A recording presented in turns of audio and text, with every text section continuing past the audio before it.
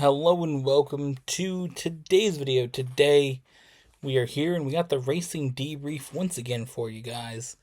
Today, oh boy, do we have a lot to go into from Atlanta.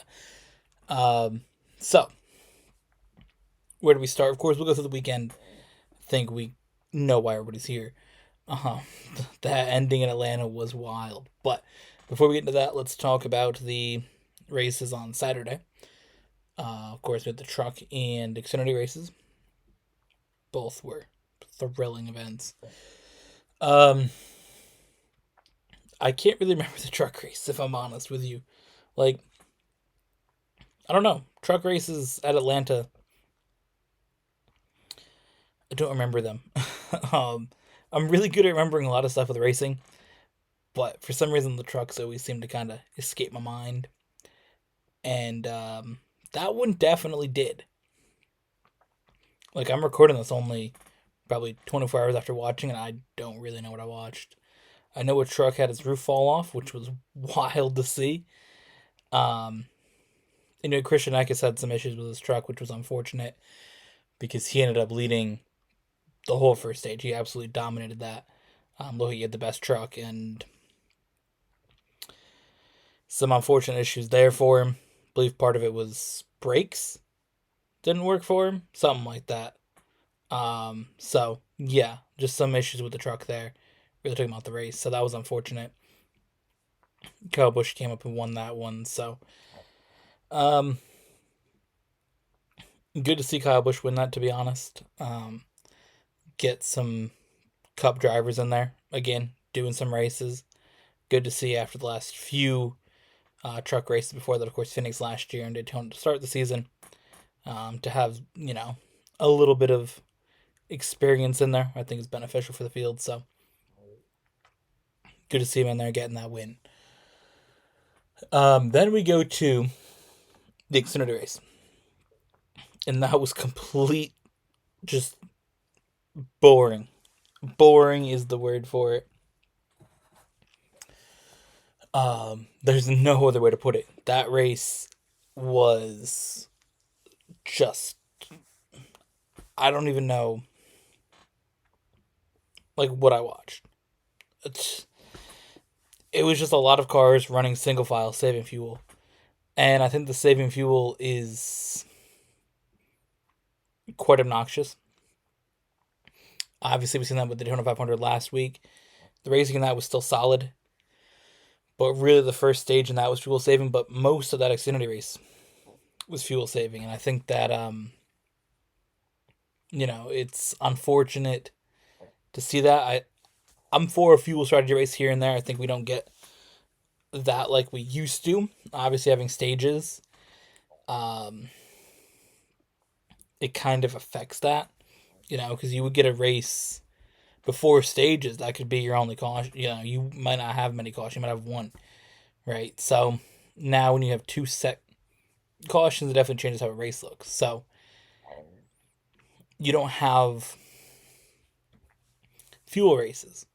Who's going to run out, who's not. I think it's interesting. I think at the tracks like Daytona, Atlanta, Talladega, you're in a big group. It definitely hurts it. It's not, here's one guy running in 8th who's saving more fuel than somebody running in 4th at Las Vegas, right? Or a road course. Something like that. It's interesting. I think that doing that at those tracks, it kind of takes away from the excitement. Right? You want to see 2-3 wide racing, and you don't see that, and it's been unfortunate. So, yeah, disappointing. Race overall was very boring. And honestly disappointing for Jesse Love. 2 round of fuel at the end. Get that very, very late caution. Put the race into overtime. A lot of people ran out of fuel. Fortunately, it was another Austin Hill win. Once again, proving that he can only win races on drafting tracks like that. But never mind that fact. It was just overall disappointing. Fuel saving.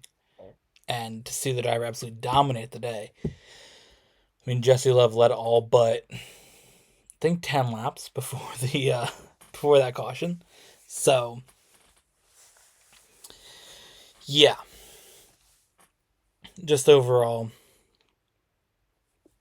an unfortunate race in many ways. So we jump now to the Cup race. And the Cup race at Atlanta have been absolutely wild since they've been introduced. I think Atlanta overall as a track has been quite good. It's one of the few tracks that I have the race win diecast in my diecast shelves. Got the Ty Gibbs win from Atlanta in 2022. But besides that point, um, yeah, I think Atlanta's been solid. Would I like to have seen it maybe be a different track like Texas? Sure, I think a lot of people think that. I've seen that in one of the comments online. Should have been Texas, but still Atlanta's good. Um, so yeah, I mean, I think that most Xfinity races are solid at it, and all the Cup races have been good at it. So going into this one, I had hopes for it. Now I'm gonna be honest. Before I dive into Atlanta, I just want to go over one little thing. After Daytona, I was definitely kind of um, down on the season, I guess. The opening race, just to be as disappointing as it was across all racing, pretty much from Daytona, it definitely like put a move where I'm like, okay, I guess we go another week, right? Daytona, the 500, with the way it finished, and the other three races just being wreckfest the whole way, I think really put a mood of not the most positive outlook going into a race weekend for me. So after this Atlanta race, changed a little bit. And again, going through the Xfinity race and the truck race in Atlanta, again, I was like, okay, we're not off to the best start, but after this race, I'm in. The Cup Series didn't have its complete demolition derby at Daytona. Of course, we did have the really big wreck, but it was pretty caution free at Daytona, right? We had the one crash early, then you had no cautions, and then the big crash with 9 to go, and then you had the crash at the finish line. So didn't really have its full demolition derby, but oh boy, did they have a demolition derby at Atlanta. Now again, I don't think that having wrecks every single 2 seconds is good, but I think that the racing made it not that bad, right? And I'll explain that. So I think the first wreck that caused 16 cars to crash and the biggest crash ever in Atlanta was a bit ridiculous. All the cars checking up on the high side caused Austin Dillon to spin. And then that caused, I think, Bubba Wallace to spin. And then everybody behind just piled in. 16 cars. So a lot of guys got crashed up in that one. So, okay. Big crash. We didn't have a really big crash until the end of Daytona. Started the big crash in Atlanta, but whatever, right? So you move along. Chris Buescher's solo spin, Denny Hamlin spins, and those types of crashes I think are interesting when you just have a guy just spin, make a bad move, just take themselves out. Interesting to see occasionally throughout a race. So we had a few things like that, right? And then you get into the middle stage. You have some green flag pit stops. For some reason, we didn't have a caution when Michael McDowell and William Byron crashed coming to the pits, which shows the consistency of NASCAR caution calling.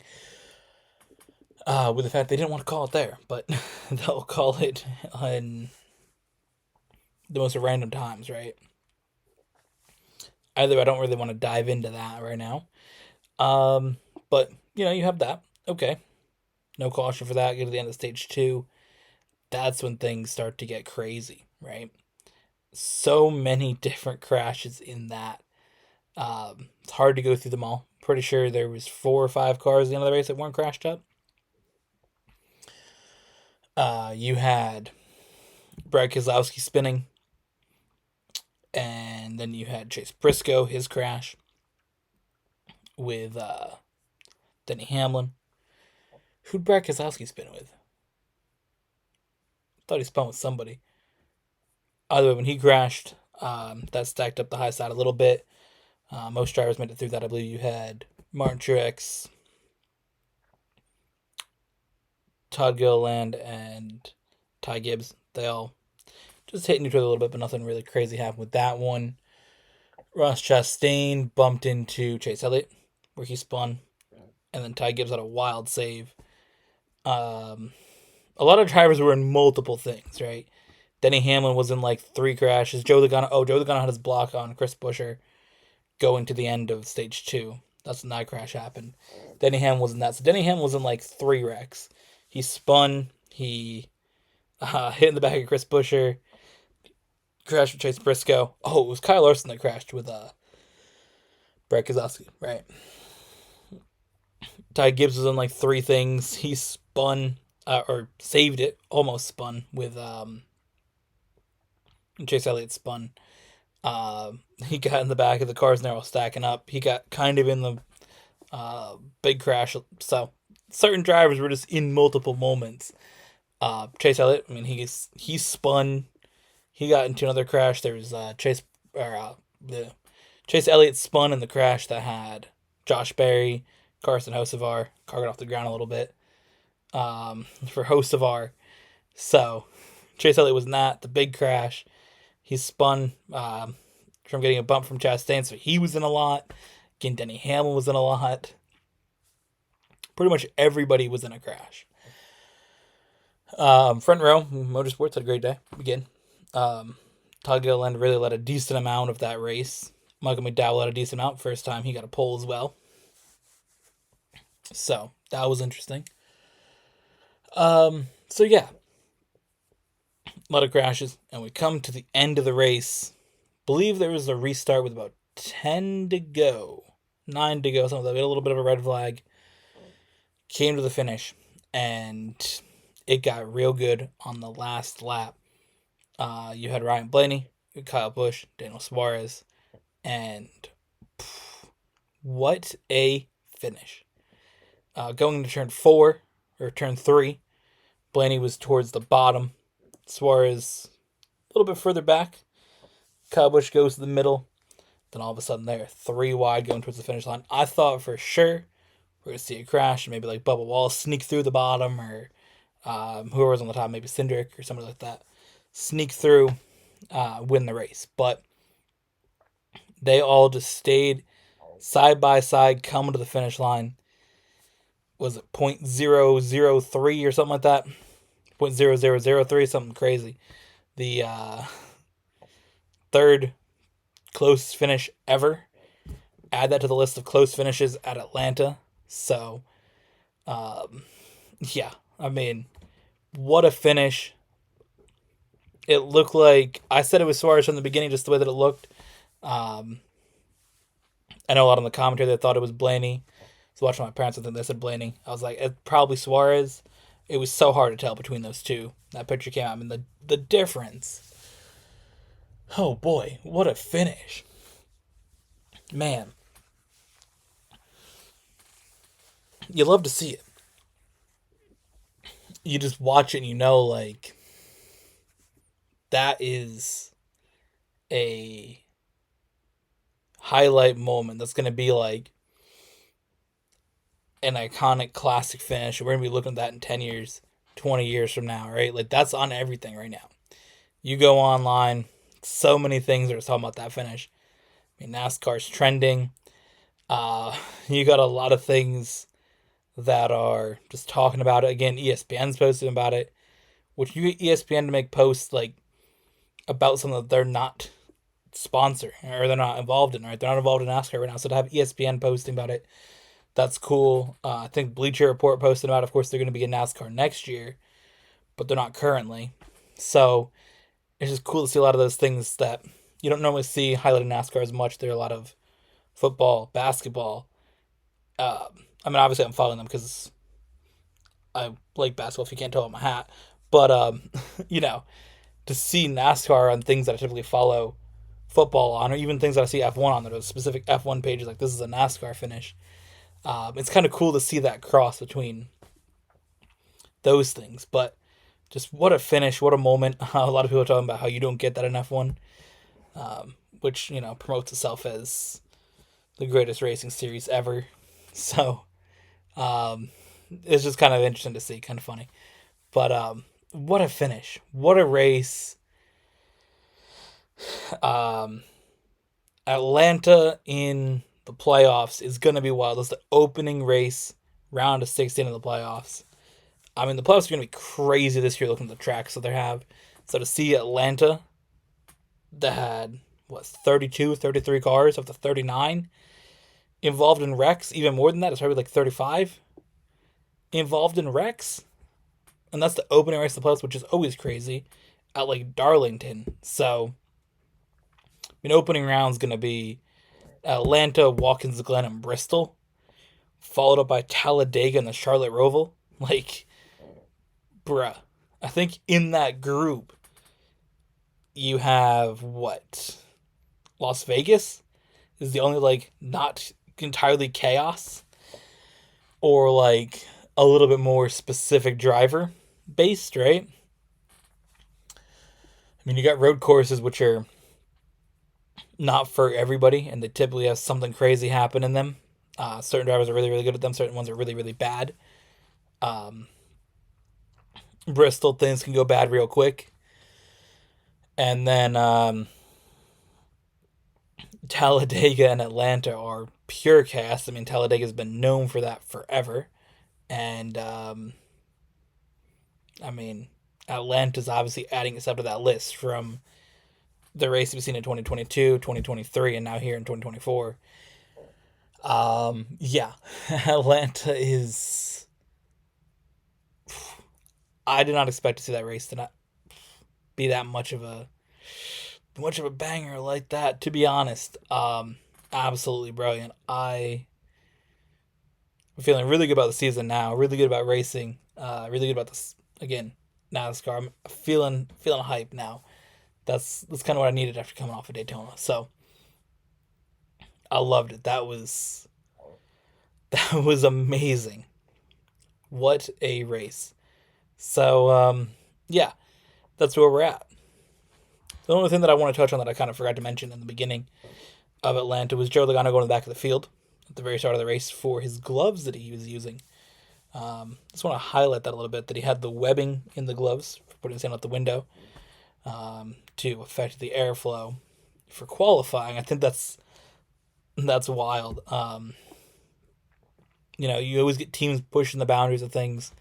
So to see that pushing the boundaries of the rules to qualifying with the gloves that you wear, I thought was quite interesting. So that was wild to see. So I always like when teams are messing within that area of the rules, and clearly they got caught in that one. Question is, did he do that at Daytona last week? There was a video of his in-car where he was taking his glove off before he got out of the car. Before he, even was done with his lap, or, was driving out the pits. So it's kind of the question, did he do it last week? Who knows? Either way, he got caught. So it'll be interesting. I'm sure they'll be keeping an eye on the drivers a little bit more when they do those races and put their hand out the window. But either way, Atlanta was wild. So, yeah, that's the racing debrief for this week. Next week is Las Vegas. And we have F1 starting up. So we're going to have F1 and NASCAR in the racing debrief. Are the trucks racing NASCAR? They are. So we're going to have Trucks Xfinity and Cup from Las Vegas. Formula One from the Bahrain Grand Prix. So that'll be interesting. Looking forward to that. Bahrain, I'm expecting a Red Bull win. They got some wild innovation on that car. So wouldn't be surprised if they come out and kill it again this year. Hoping for that. Definitely hoping for that. The car definitely looks wild that Red Bull has brought. Ferrari, decent in their preseason. as well. So be interesting to see what happens. But I'm sure Red Bull's got some extra pace in that car that maybe they didn't show that will keep them ahead. And again, that update that's apparently coming in Japan in a few weeks will only potentially add to that. As for Las Vegas, for the Cup Series, never a bad bet to go with Kyle Larson. But yeah, maybe we'll do that at the end of these videos where we'll like predict next week. Who knows? But yeah, never a bad bet to go with Kyle Larson in Las Vegas. So just keep an eye on him. If you're maybe thinking about doing some betting, Kyle Larson may be your guy. So yeah, with that, thank you for watching. Hope you guys enjoyed. See you guys next week for another episode of the Racing Debrief.